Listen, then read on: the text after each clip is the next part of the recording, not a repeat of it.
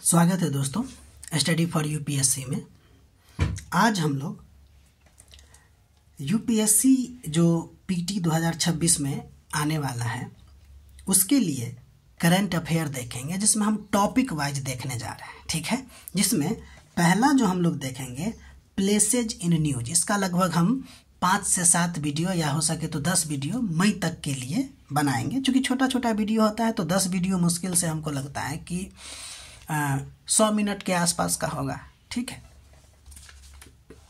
तो ध्यान दीजिएगा।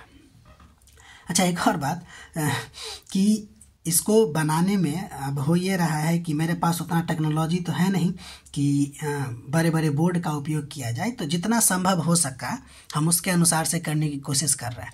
इसमें फ़ायदा भी है, ये एक्टिव लर्निंग का पार्ट हो जाएगा। मान लीजिए कि मेरे पास है नहीं ये कि हम आपको मैप में पूरा खोल के दिखाएं, तो होगा ये कि जब हम आपको ये बताएंगे और हम अपने जो ऑक्सफोर्ड डिक्शनरी है या ऑक्सफोर्ड एटलस है इसके आधार पे जब हम बताएंगे तो आप भी अपना ऑक्सफोर्ड जो है निकाल के रखिएगा, उसमें पेज भी बताएंगे और उसके आधार पे हम लोग वहाँ पे टिक लगाने की कोशिश करेंगे, तो वहाँ पे ज़्यादा सीखने को हम लोग को मिलेगी। ठीक है, तो पहला हम लोग देखते हैं कि जो एक शहर चर्चा में था उसका नाम है गोमा।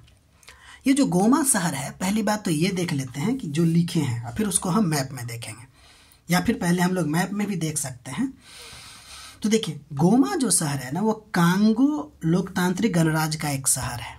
अगर हम गोमा की बात करें तो ये कहाँ का है, तो कांगो लोकतांत्रिक गणराज्य का है। ठीक है, अब ये हम लोगों को, अगर आपके पास ऑक्सफोर्ड एटलस है तो ये पेज नंबर आपको 97 में मिलेगा अफ्रीका के पॉलिटिकल मैप में। ठीक है, अब ध्यान दीजिए, ये देख रहे हैं आप येलो से, ये जो है आपको कांगो है और इसमें हमने गोमा के बारे में टिक लगाया है। 97 नंबर पेज है जिसमें गोमा शहर। हमने यहाँ पे एक बात भी लिख दिया है कि ये जो है खनिज समृद्ध शहर है। तो अगर आपसे पूछा जाएगा कि गोमा कहाँ पड़ता है, गोमा जो शहर चर्चा में था वो किस मतलब कि कंट्री में है, तो हम लोग कहेंगे डेमोक्रेटिक रिपब्लिक ऑफ कांगो, या फिर इसको शॉर्ट में DRC भी कहते हैं। ठीक है, चलिए अभी और कुछ देखते हैं इसमें। तो देखिए, ये जो गोमा है वो कहाँ पर गया आपको, लोकतांत्रिक गणराज्य का शहर है। अच्छा, ये चर्चा में क्यों था, तो एक M23 विद्रोही के द्वारा क्या हुआ है कि इस गोमा शहर को कब्जा में कर दिया गया। तो ये भी क्वेश्चन पूछा जा सकता है कि रिसेंटली न्यूज में जो M23 विद्रोही है वो कहाँ से संबंधित है, तो लोकतांत्रिक गणराज्य नहीं तो शहर का नाम देता गोमा। ये जो है ना M23 का मतलब क्या हुआ कि मार्च 23 मूवमेंट। ठीक है, अच्छा, ये जो M23 विद्रोही है ना, कांगो सरकार का आरोप है कि ये रवांडा के द्वारा जो है आपको सैन्य समर्थन इसको दिया जाता है। देखिए, ये कांगो है और कांगो के ये में एकदम छोटा सा, देखिए यहाँ पर ये जो आपको दिख रहा है ये रवांडा है, तो देख रहा है इसके बगले में है। ठीक है ना, तो ये हो गया रवांडा के द्वारा। अब देखिए, जब हम कांगो के बारे में देख रहे हैं तो अब हम इसके आसपास का स्टेट या आसपास के कंट्री के बारे में देख लेते हैं। तो जैसे देखिए, आप ये सब जानते हैं कि नॉर्थ साउथ ईस्ट वेस्ट है, तो इसके आधार पर देखिए कि अगर हम नॉर्थ में बात करें तो आपको 2 देश मिलेगा, एक आपको मध्य अफ्रीकी गणराज्य और दूसरा मिलेगा आपको दक्षिणी सूडान। अगर हम लोग पूरब में बात करें तो युगांडा, रवांडा, बुरुंडी, तंजानिया। ठीक है, और जबकि ये दोनों मिल के आपको साउथ ईस्ट और वेस्ट, ठीक है ना, तो साउथ ईस्ट की अगर बात करें तो वहाँ पे आपको मिलेगा जाम्बिया, और साउथ वेस्ट की बात करें तो हमको क्या देखने को मिलेगा, अंगोला। ठीक है, और इसके वेस्ट में जो हो जाएगा वो कांगो गणराज्य। ध्यान दीजिएगा, ये रिपब्लिक ऑफ कांगो है, जबकि हम लोग जो देखे हैं डेमोक्रेटिक रिपब्लिक ऑफ कांगो देखे हैं। ठीक है, तो ये आप कांगो है, इसके अगल बगल का कंट्री को आप देख सकते हैं। जैसे देखिए, ये रिपब्लिक ऑफ कांगो है तो यहाँ पे आपको क्या दिख रहा है, central African Republic, south Sudan. उसके बाद देखिए यहाँ पे युगांडा है, रवांडा है, तंजानिया है, जाम्बिया है, अंगोला है। ठीक है, अंगोला यानी कि अंगोला है, जाम्बिया है, तंजानिया है, यहाँ पे आपको रवांडा दिख जाएगा, युगांडा दिख जाएगा, ठीक है। उसके बाद साउथ सूडान है, सेंट्रल अफ्रीकन रिपब्लिक है और ये कांगो है। एक चीज़ यहाँ गौर कीजिएगा, कांगो के यानी कि डेमोक्रेटिक रिपब्लिक ऑफ कांगो, ये आगे बढ़ता हुआ आपको साउथ अटलांटिक सी को भी टच करता है, ठीक है। इस बात को जरूर गौर कीजिएगा। अब हम जो लिखे हैं इसके आधार पर चलते हैं।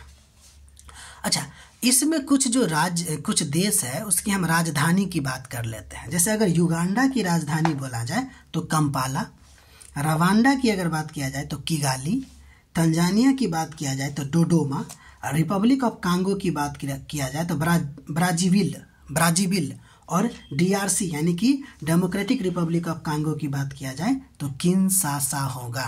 हो सकता है ये क्वेश्चन ऐसे करके भी पूछ सकता है कि ये जो शहर चर्चित है वो कहाँ है, जैसे गोमा, कंपाला, किगाली, डोडोमा, और आपके उसके आगे मतलब कि देश का नाम दे दिया जाएगा, तो आप मैच कर लीजिएगा, ठीक है। अब देखिए एक दो बात और देखते हैं। जब हम डेमोक्रेटिक रिपब्लिक ऑफ कांगो की बात करते हैं तो उसके बीचों बीच एक कांगो रिवर बहती है, ठीक है, और इसके पूर्व में लेक किबू और लेक तंगनिका है, ठीक है। ध्यान दीजिए, अगर हम इसकी बात करें तो देखिए यहाँ पर एक लिखा होगा ना एकदम छोटा सा में, लेक किबू, और यहाँ देखिए ये जो लेक है वो कौन सा है, टंगनिका, ठीक है। इस बात को यानी कि ये जो है आपको लेक किबू हो गया और ये जो हो गया आपको कौन सा, लेक टंगनिका, ठीक है। अब हम लोग आगे बढ़ते हैं। अगला नंबर जो चर्चित चीज़ें थी वो था आपको माउंट ईबू के बारे में। तो पहली बात, माउंट ईबू जो है इंडोनेशिया का एक सक्रिय ज्वालामुखी यानी कि एक्टिव वोल्केनो है। दूसरा कि ये जो माउंट ईबू है ना वो प्रशांत फायर ऑफ मतलब कि रिंग ऑफ फायर का हिस्सा है और ये इंडोनेशिया के हल्महेरा द्वीप पर स्थित है, ठीक। उसके बाद अगर हम ये पूछा जाए कि माउंट ईबू जो है वो किस प्रकार का ज्वालामुखी है, तो स्ट्रेटो ज्वालामुखी यानी कि स्ट्रेटो वोल्केनो है। ये होता क्या है, यहाँ पे थोड़ा सा आपको जानकारी दे दिया गया है। देखिए, स्ट्रेटो वोल्केनो वह ज्वालामुखी होता है जो बार बार के विस्फोट से धीरे धीरे ऊंचा और पर्वत जैसा आकार ले लेता है। हर विस्फोट में लावा और राख की एक एक परत ऊपर जमती जाती है, इसीलिए अब लेयर बाय लेयर उसमें जम रहा है, ऐसे ऐसे ऐसे करके जम रहा है। तो इसका मतलब है क्या, उसमें लेयर बन रहा है, इसलिए इसको लेयर्ड वोल्केनो भी कहा जाता है। और इसको एनसीईआरटी में जब देखिएगा तो इसी का नाम आपको मिश्रित ज्वालामुखी यानी कि कंपोजिट वोल्केनो भी कहा जाता है।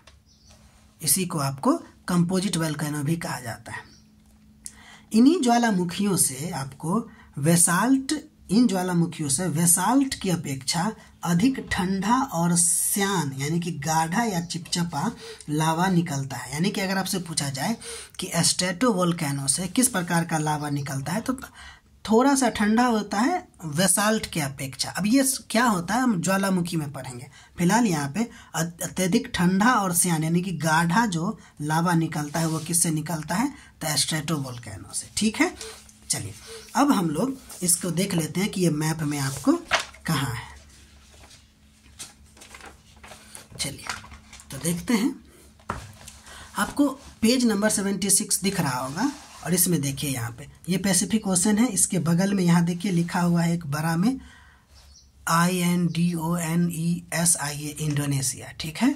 इसमें यहाँ देखिए हमने टिक लगाया है कि ये जो हल्महेरा जो आइलैंड है इसी पे आपको कौन है, माउंट ईबू है।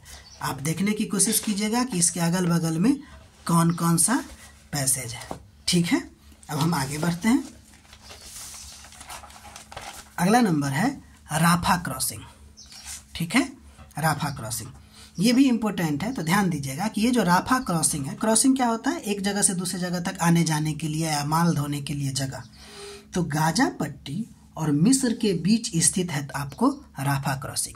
ध्यान दीजिएगा कि यह गाजा का एकमात्र प्रवेश या निकास द्वार है जो इजराइल के नियंत्रण में नहीं है, ठीक है। अब देखिए अगर हम बात करें गाजा में तो इसके अतिरिक्त और क्रॉसिंग कौन कौन है, तो एक है आपको एरेज क्रॉसिंग और एक है करम सालोम क्रॉसिंग। ठीक है, एक है आपको एरेज और दूसरा है करम सालोम क्रॉसिंग। अच्छा देखिए, और भी क्रॉसिंग हो सकता है, लेकिन अभी जो चालू है वह 3 ही चालू है। ठीक है, अब हम लोग आगे बढ़ते हैं, इसमें मैप में देख लेते हैं। थोड़ा सा इग्नोर कीजिएगा ये बात को, क्योंकि बार बार हमको ओपन कर रहा है, क्लोज करना पड़ रहा है। तो पढ़ाई ऐसे ही होती है, मतलब अभाव में अच्छी पढ़ाई होती है। चलिए ठीक है, देखिए अब ये देखिए, ये इजराइल है। इजराइल में आपको एक यहाँ और एक यहाँ, तो ये आपको इधर, ये मिस्र है, इजिप्ट है, तो ये आपको हो जाएगा राफा क्रॉसिंग, और इसके जस्ट बगल में करम सालोम क्रॉसिंग है। ठीक है, यहाँ पर, और इसी के ऊपर में लेबनान से सटा हुआ आपको कौन है, एरेज क्रॉसिंग है। ठीक है, और ये जो है आपको गाजा है, और यही आपको वेस्ट बैंक है, जो कि आपको फिलिस्तीन लोग कहते हैं, और बाकी ये आपको इजराइल है। आप इसको खुद से भी देखने की कोशिश कीजिए, समझने की कोशिश कीजिए। ठीक है, बाकी आगे बढ़ते हैं।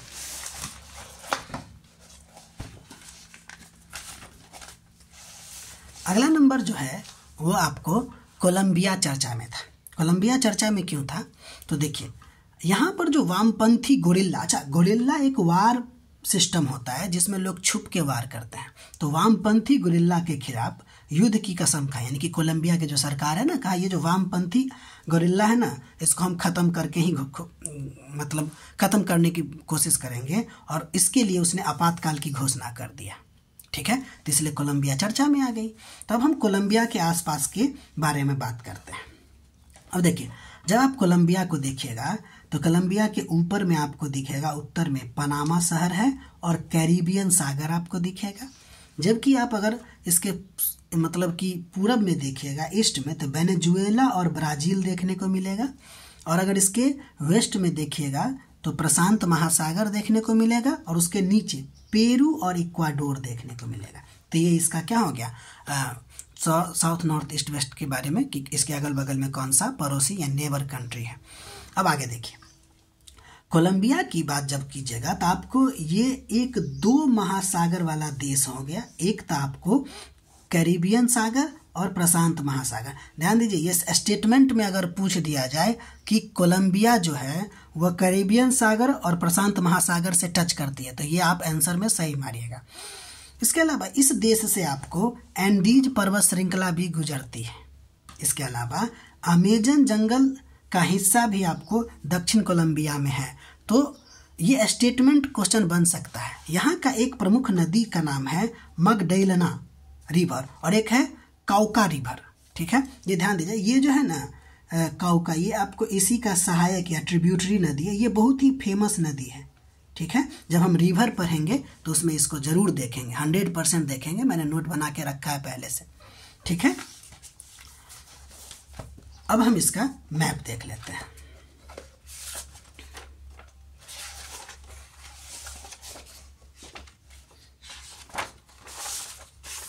पेज तो हमें भी याद नहीं है ना, इसलिए मोड़ के रखे हुए हैं कि कौन क्या कहाँ पर है।